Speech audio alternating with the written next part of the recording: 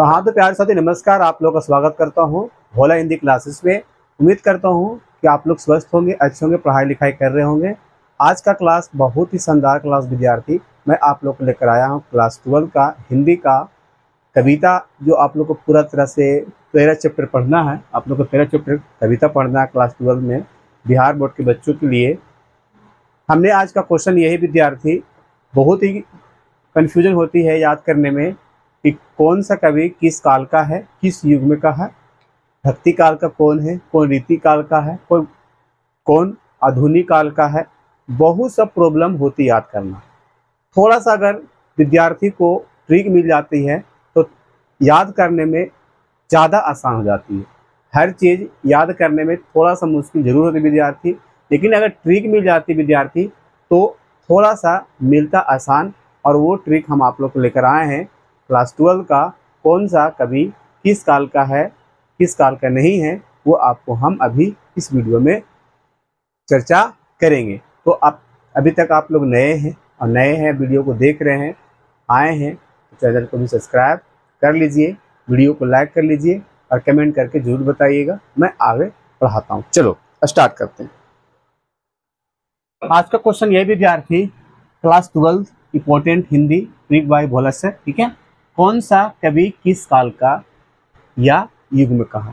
ठीक है, युग का क्या है, युग का। ठीक है, पहले ये बातें हम लोग को याद होना चाहिए।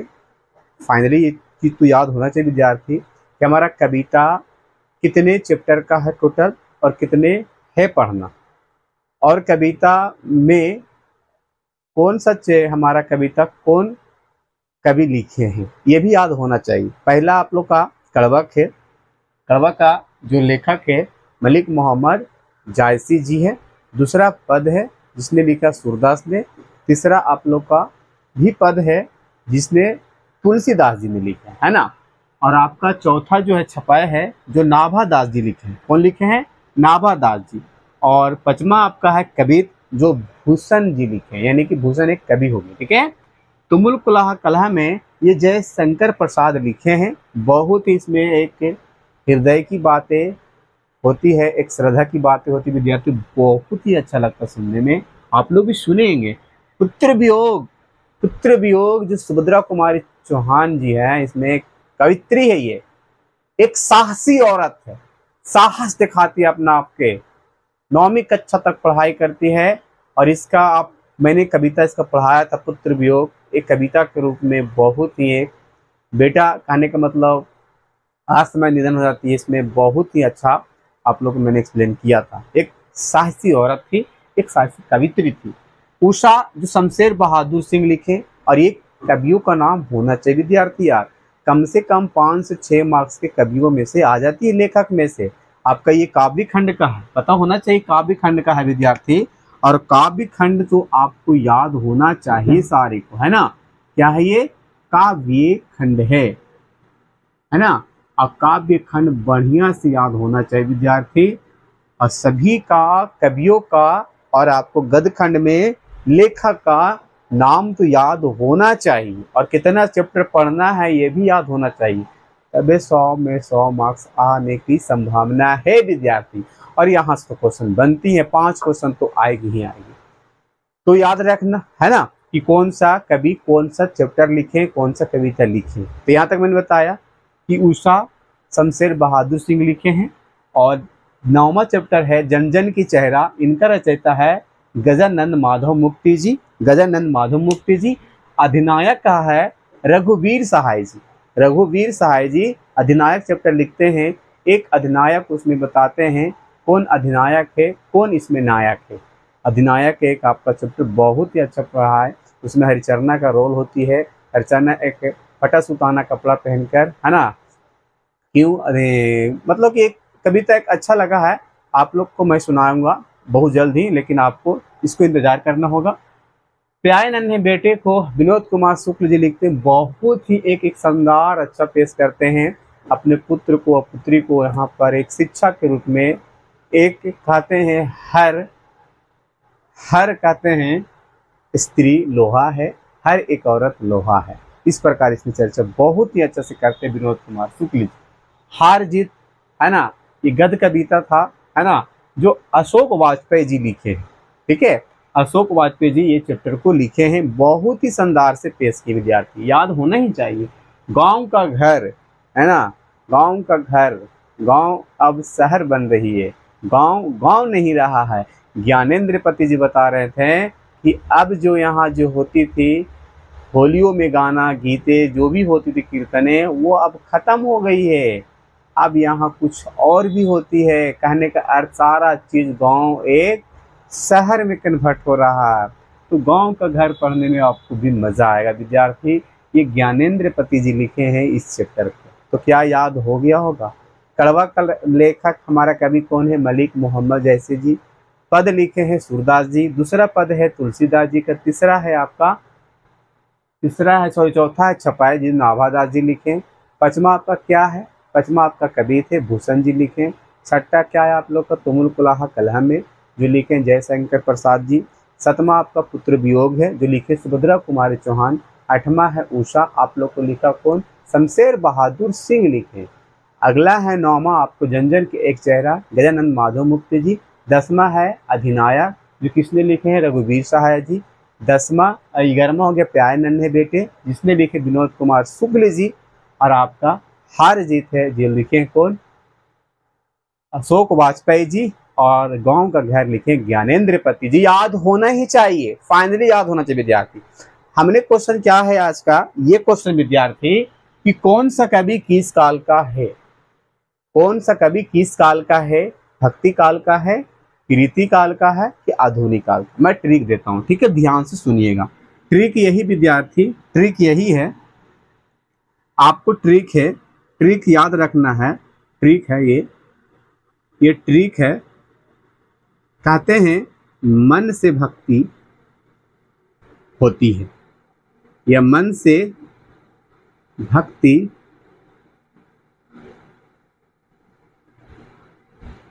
होती है।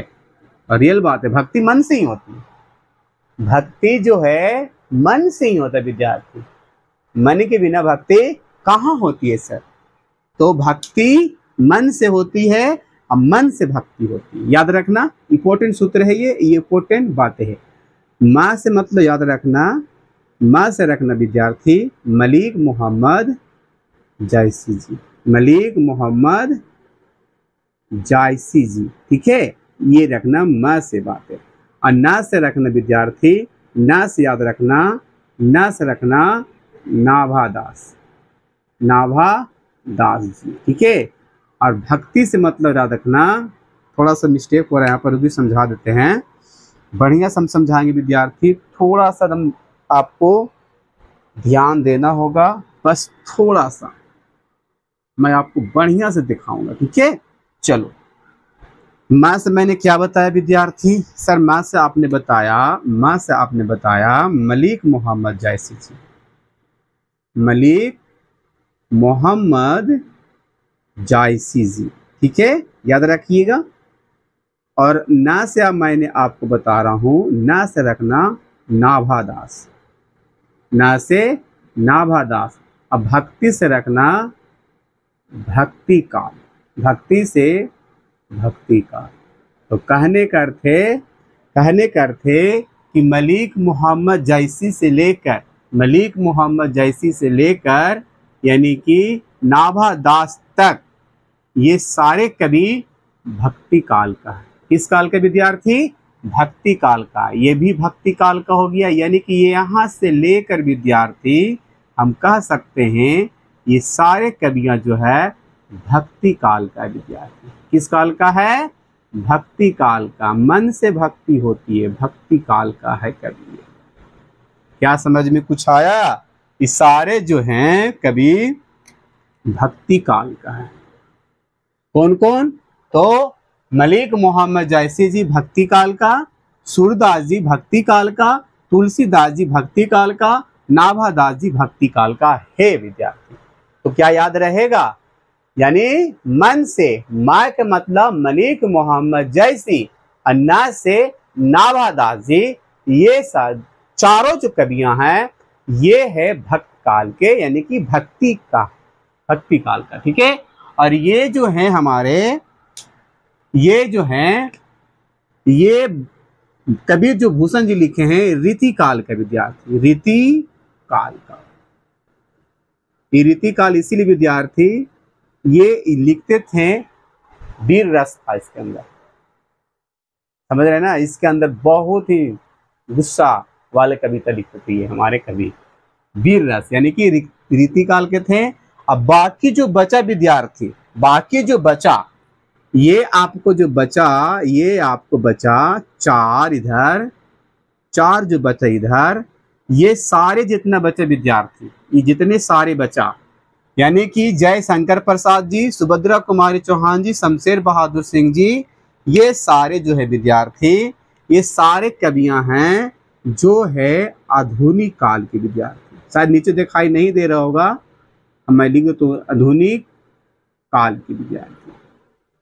ये सारे कवियां, कहने का अर्थ है कि जितना भी है, जय शंकर प्रसाद, सुभद्रा कुमारी चौहान, शमशेर बहादुर सिंह, ये सारे आधुनिक काल के कवि। किस काल के विद्यार्थी? आधुनिक काल। क्या याद रहेगा? क्या याद रहेगा सर?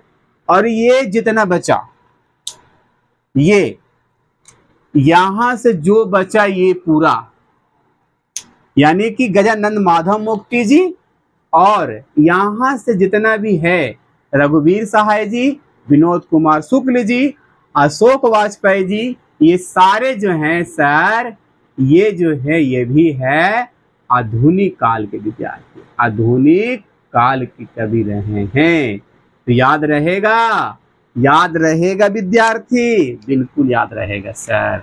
कितना इजी है, कितना इजी है ना। तो क्या याद हो गया? मैं बढ़िया से बता दे विद्यार्थी, मन से भक्ति होती है, माँ से मलिक मोहम्मद जैसी जी, और ना से नाभा दास जी। अब आपको तो याद रखना होगा, ये तो क्लास 12th में हैं आप और हिंदी पढ़ रहे हैं, और ऑर्डर वाइज नहीं रखिएगा याद कि कितना हमारे चैप्टर है और इस चैप्टर में कौन कौन कवि है। अगर ये याद नहीं रहेगा तो कैसे होगा, है ना। इसको तो याद रखना ही पड़ेगा विद्यार्थी आप लोग को। तो माँ से मलिक मोहम्मद जैसी जी, और ना से नाभा दास जी, याद हो जाएगा। ये कोर्स किस काल का है? भक्ति काल का है कवियां। एक है कबीर लिखे हैं चैप्टर भूषण जी, जो भूषण है रीति काल का, वीर रस उसके अंदर था। अब बाकी जितना बचा है ना, कौन कौन बचा? उषा जो हमारा जय शंकर प्रसाद जी हो गए, सुभद्रा कुमारी चौहान हो गए, और शमशेर बहादुर जी हो गए, गजानंद माधव मुक्ति जी हो गए, रघुवीर सहाय जी हो गए, विनोद कुमार शुक्ल जी हो गए, अशोक वाजपेयी जी हो गए, ज्ञानेंद्र पति जी हो गए। इस सारे जो हैं सर आधुनिक काल का है। क्या डियर स्टूडेंट? ये सारे आधुनिक काल का कवि हैं। तो क्या समझ में आ गया? क्या आपको दिक्कत होगी? कमेंट करके जरूर बताइएगा समझ में आया कि नहीं आया, ये आपको बताना। तो क्लियर होगा। अगला आप लोग को लाएंगे इसी प्रकार को ट्रिक लेने के लिए, ट्रिक देखने के लिए। नए पर है तो चैनल को सब्सक्राइब कर लीजिए और बेल आइकन के ऑल दबा दीजिए, घंटी टन, और वीडियो को लाइक कर लीजिए। कमेंट करके बताइए कि शानदार ट्रिक था, अच्छा था, नहीं था, आप जरूर कमेंट करके बताइए। लव यू सबको, बाय, गुड नाइट सभी को।